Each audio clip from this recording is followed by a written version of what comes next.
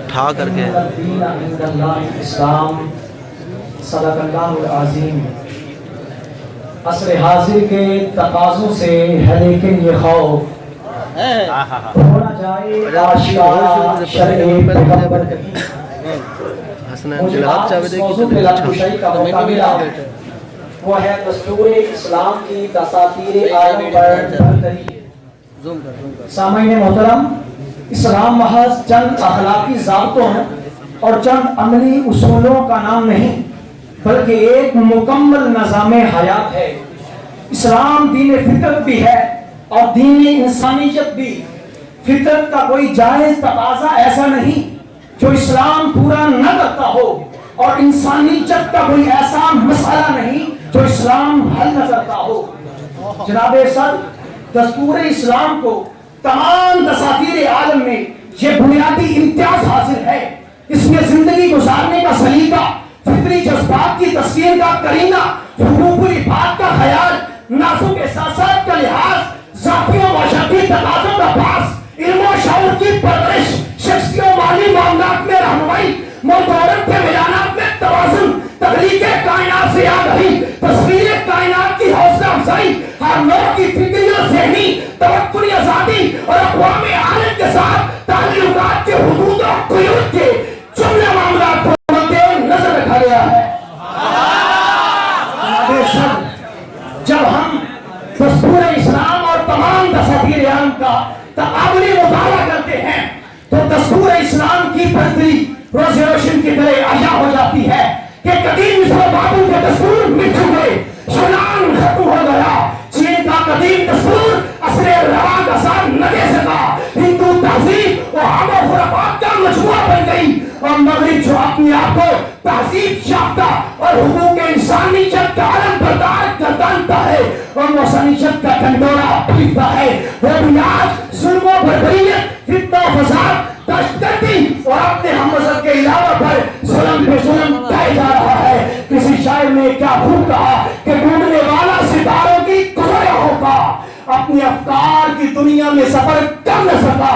جس نے سورج کی شعاعوں کو گرفتار کیا، زندگی کی شب تاریخ کو سہر کر نہ سکا، اپنی حکمت کے غم و پیش میں الجھا ایسا، آج تک فیصلہ نفع و ضرر کر نہ سکا.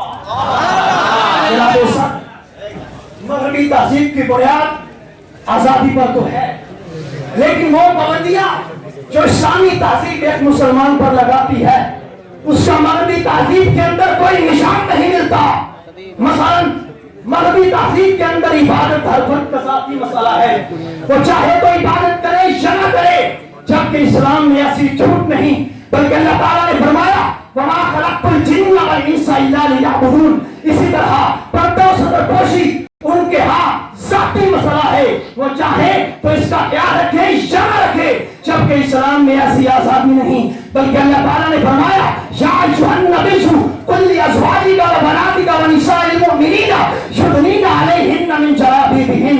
اسی طرح شراب کا استعمال بھی ان کے ہاں معاشرے کے ہر فرد کی ذات پر منحصر ہے. قانون اسے تب روک سکتا ہے جب وہ کسی کو نقصان پہنچائے، جبکہ اسلام میں اس کا تصور ہی نہیں. ارشاد والی تعالیٰ ہے یسألونک عن الخمر والمیسر قل فیہما اسم کبیر. اور یہی حال حفظ مراتب کا ہے، وہ چاہے تو ذاتی طور پر کسی کی عزت کرے یا نہ کرے، اور ان کو یہ حق ہے کسی بھی شخص کا خاکہ بنا ڈالے یا تنزیہ کلمات کہے، جبکہ اسلام اکرام مسلم کا درس دیتا ہے.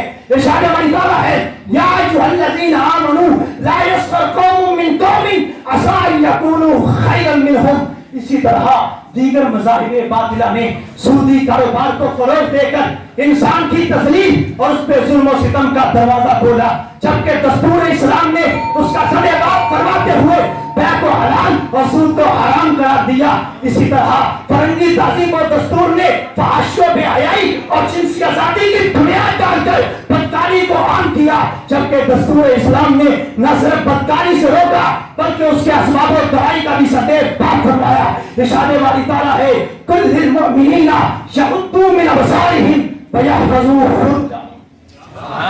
जनाब सब ये इस्लाम ही है जिसने इस्तेमाली, धोखाबाजी, जहीरानंदाजी, लूट खसूट, फहाशियों में हयाई और मतलबफरेब जैसे जराइम का सदैव पार दिया।